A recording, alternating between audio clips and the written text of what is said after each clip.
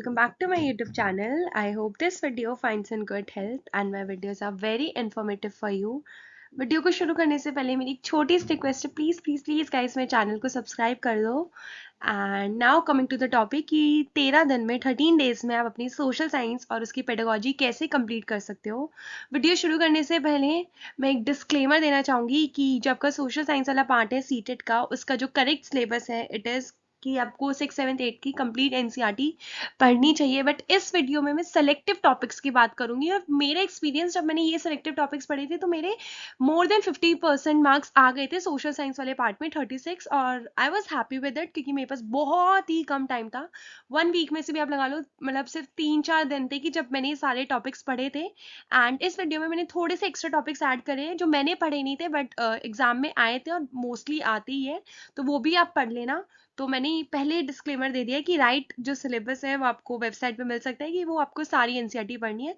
इस वीडियो में मैं सिर्फ सेलेक्टिव टॉपिक्स की बात करूंगी। तो मैं आपको क्लासेस वाइज टॉपिक बता रही हूँ। तो क्लास 6 की एक चीज़ मैं आपको अपडेट देना चाहूँगी कि जो सोशल साइंस की बुक है वो इसी साल जुलाई में चेंज हो गई है। पहले जो आपकी बुक थी वो हिस्ट्री सिविक्स ज्योग्राफी की अलग अलग बुक्स थी, बट अब एक ही बुक बन गई है हिस्ट्री सिविक्स ज्योग्राफी की। अब जो मेजर चेंज इस बुक के अंदर हुआ है कि वो ये है कि जो पहले के आपके टॉपिक्स थे वो कुछ कुछ टॉपिक्स इस बुक में एक्सक्लूड कर दिए गए हैं, उनको हटा दिया गया है और 1-2 नए टॉपिक्स ऐड हो गए, जैसे India the Bharat and unity in one का न्यू नेम है और एक फैमिली एंड कम्युनिटी करके कोई चैप्टर ऐड हुआ है। तो ये सारे कुछ चैप्टर्स हैं जो ऐड हुए हैं, बट मतलब अकॉर्डिंग टू मी मुझे नहीं लगता वो चैप्टर्स आपको रीड करने की ज़रूरत है। और मेरे अकॉर्डिंग आपको भी पुराने सिलेबस आपको फॉलो करना चाहिए क्योंकि वो जो आपकी एनसीईआरटी थी उसमें कंप्लीट अच्छे से डिटेल में चीज़ें दे रखी थी एंड अभी चैप्टर्स हट गए हैं। तो आप एक प्लस पॉइंट है आपके पास कि आप ज़्यादा ही पढ़ रहे हो, कम नहीं पढ़ रहे हो। तो हिस्ट्री वाला जो पार्ट था क्लास 6 का वो मैंने एंशियंट हिस्ट्री में सारे चैप्टर्स कवर करे थे, ज़्यादा नहीं है, 7 या 8 चैप्टर है। अब आपको पढ़ना कैसे है, तो आपको सबसे पहली चीज़ आपके पास टेक्स्ट बुक होनी बहुत ज़रूरी है। पीडीएफ के भरोसे मत रहना कि गूगल से पीडीएफ मिल जाएगी दिस एंड दैट। मेरी प्रेफरेंस ये रहती है कि आप अपने पास एक बुक और एक हाईलाइटर, एक पेन और एक रफ नोटबुक ज़रूर लेके बैठना जब भी आप ये सोशल साइंस पढ़ रहे हो। तो पहले आप चैप्टर देखना चैप्टर 1 कौन सा है एंड यूट्यूब पे वीडियो सर्च करना उसी चैप्टर की। अब कोई ना वीडियो 4-5 घंटे की, 3-4 घंटे की मत देखने बैठ जाना। आप कोई छोटी सी वीडियो देख लेना जो आपको रैंडमली मिल जाएगी और उससे आप बस कंसेप्ट समझ लेना कि इस चैप्टर में है क्या।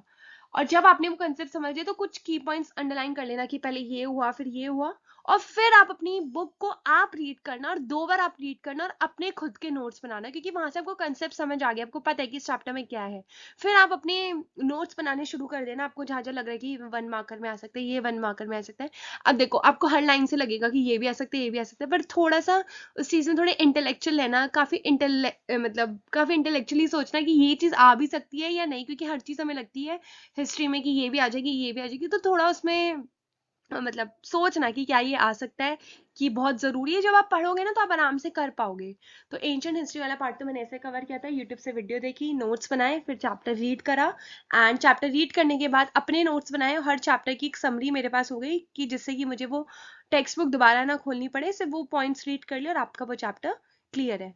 नेक्स्ट ज्योग्राफी में मैंने the earth and the solar system, globe, motion of the earth, map, ये सारे चैप्टर्स पढ़े थे।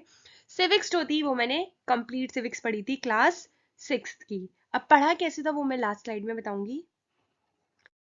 नेक्स्ट क्लास 7th में हिस्ट्री में मैंने कुछ भी नहीं पढ़ा था, मैंने कुछ एक चैप्टर टच तक नहीं किया था।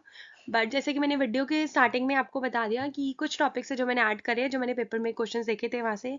तो मुगल्स वाला चैप्टर ज़रूर पढ़ लेना, अभी मैंने स्कूल में रिसेंटली पढ़ाया था मुगल्स वाला चैप्टर, बहुत इंटरेस्टिंग है। मुझे हिस्ट्री बोरिंग लगती थी बट जब से मैंने पढ़ानी शुरू करी है बड़ी इंटरेस्टिंग है। मुगल्स वाला चैप्टर ज़रूर पढ़ लेना।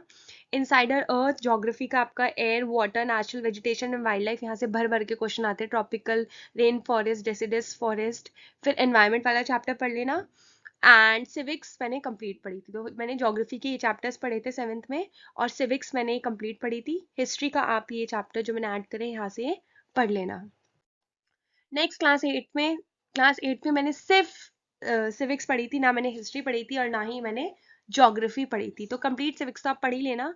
अब देखो बुक्स के नेम बहुत ज़्यादा आते हैं एग्जाम में, तो अगर आप हिस्ट्री पढ़ रहे हो और कहीं पे आपको बुक्स के नेम मिल रहे हैं तो आप वहाँ से बुक्स के नेम पढ़ लेना। हिस्ट्री के 2 चैप्टर ही ज़रूर पढ़ लेना, जो मैंने क्वेश्चंस देखे थे, मेरे को बस लकीली आंसर पता था। रिफॉर्म मूवमेंट से वैसे ब्रह्मो समाज वाला सीटेट में एक पेपर में क्वेश्चन आया था, तो मेरा तुक्का लग गया था। मैंने हिस्ट्री और ज्योग्राफी, जैसे मैंने बोला, कि पढ़ी नहीं थी। तो वुमेन कास्ट रिफॉर्म वाला चैप्टर पढ़ लेना हिस्ट्री का, और इंडिया आफ्टर इंडिपेंडेंस पढ़ लेना, एंड ज्योग्राफी के ये 3 चैप्टर पढ़ लेना, और सिविक्स कंप्लीट पढ़नी है आपको। अब मैं आपको मेन बताती हूँ कि आपको पेडागोजी कैसे पढ़नी है और कैसे आपको पूरा प्रिपेयर करना है। नेक्स्ट आपका एसएसटी पेडागोजी वाला पार्ट है। तो ये वाली कहीं आपको कोई यूट्यूब पे वीडियो नहीं मिलेगी कि स्पेसिफिकली आपको पेडागोजी पढ़नी कहाँ से है। तो अब बुक के कुछ जो स्टार्टिंग के पेजेस होते हैं, जैसे हम सब इग्नोर करते हैं, मैंने भी करा था इग्नोर, वहीं पे आपकी एसएसटी की पेडागोजी छुपी हुई है। आप अपनी बुक के स्टार्टिंग में, जब आप न्यू बुक लोगे, तो हिस्ट्री सिविक्स ज्योग्राफी कोई भी एक क्लास की उठा लेना, history civics geography 6th 7th 8th की। उसके कुछ स्टार्टिंग के पेज है, forward, rationalisation of content in the textbook, why study history in this book. और ये सारे चारों टॉपिक और कुछ और पेजेस भी हो सकते हैं, जैसे कुछ क्वेश्चन बेस्ड होते हैं, मेथड्स होती है, तो वो सारे बेसिकली आपको स्टार्टिंग के पेजेस पढ़ने हैं एसएसटी की पेडागोजी के लिए। अब जब भी आप पढ़ रहे हो तो देखो, क्वेश्चन आपको वहां से नहीं मिलेंगे, वहां से आपका कंसेप्ट क्लियर हो जाएगा कि अच्छा, हिस्ट्री हमें ऐसे पढ़ानी चाहिए, ज्योग्राफी हमें ऐसे पढ़ानी चाहिए as a teacher, and civics हमें ऐसे पढ़ानी चाहिए। तो वहां से अपना वर्ड्स कैच करना कि वो किन वर्ड्स पे ज्यादा एम्फेसिस दे रहे हैं, और अपने एक पेज पे पॉजिटिव और नेगेटिव वर्ड्स को आप सेग्रीगेट कर लेना। जैसे डेफिनेशन एक नेगेटिव वर्ड है, अब जब मैंने एसएसटी की पेडागोजी पढ़ी थी, पूरा पढ़ लेना और उसके बाद अपने वर्ड्स, जैसे मैंने बोला, सेग्रीगेट कर लेना। और पेपर जब आप देने जा रहे हो तो बस उन वर्ड्स को पढ़ते चले जाना कि ये पॉजिटिव है, नेगेटिव है। मैंने एक शॉर्ट्स वीडियो भी डाली हुई है इसके ऊपर, एसएसटी की पेडागोजी के ऊपर, कि कौन से पॉजिटिव वर्ड्स हैं, कौन से नेगेटिव वर्ड्स हैं, और फिर अपने प्रीवियस ईयर से आप प्रैक्टिस कर लेना। अब जितनी भी मैंने आपको ये सारे टॉपिक्स बताए कि आपको प्रिपेयर कैसे करना है, स्लाइड में मैं वो बताऊंगी।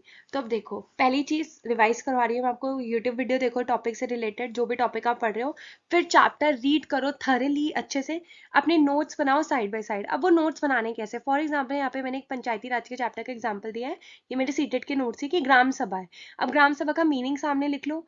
अब जो ग्राम सभा है वो डिवाइड होती है बहुत सारे वार्ड्स में, तो यहाँ से एक जो वन मार्कर आपका बन रहा है कि ग्राम सभा किस चीज में डिवाइड होती है, तो वार्ड्स। ये वाला क्वेश्चन सीटेट में भी आया था।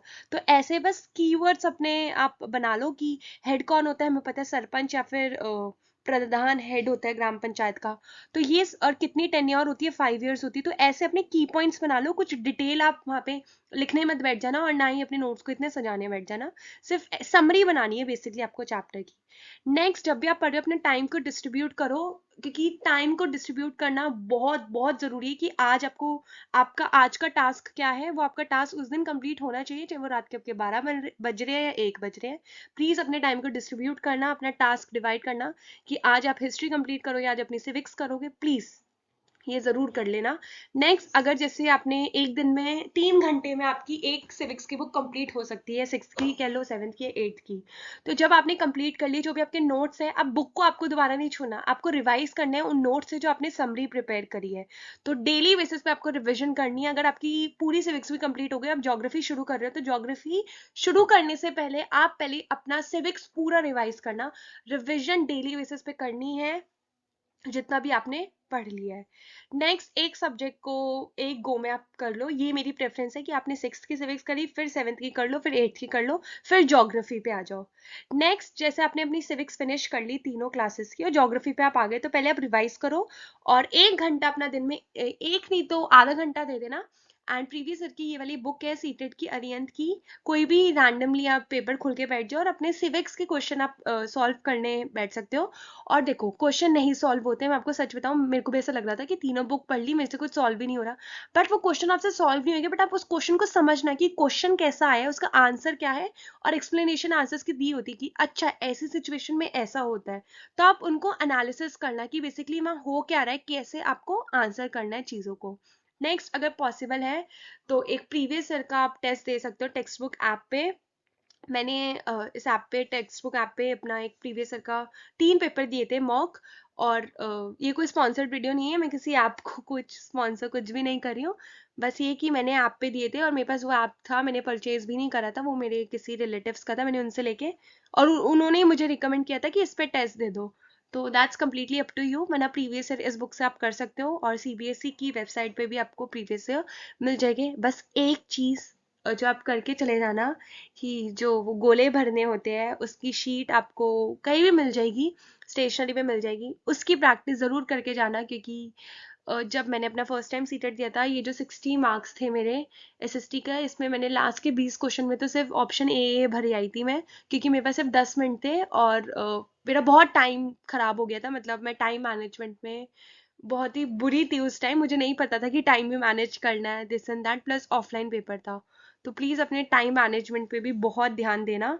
एंड एक सेक्शन कंप्लीट करना, फिर एक सेक्शन के फिल कर देना, एक सेक्शन कंप्लीट करना, फिर एक सेक्शन फिल कर देना अपने पेपर में। तो वीडियो अच्छी लगी है तो प्लीज़ प्लीज़ चैनल को सब्सक्राइब करना एंड कमेंट करके ज़रूर बताना कि कितनी यूज़फुल ये वीडियो आपके लिए थी। And thank you everyone, best of luck.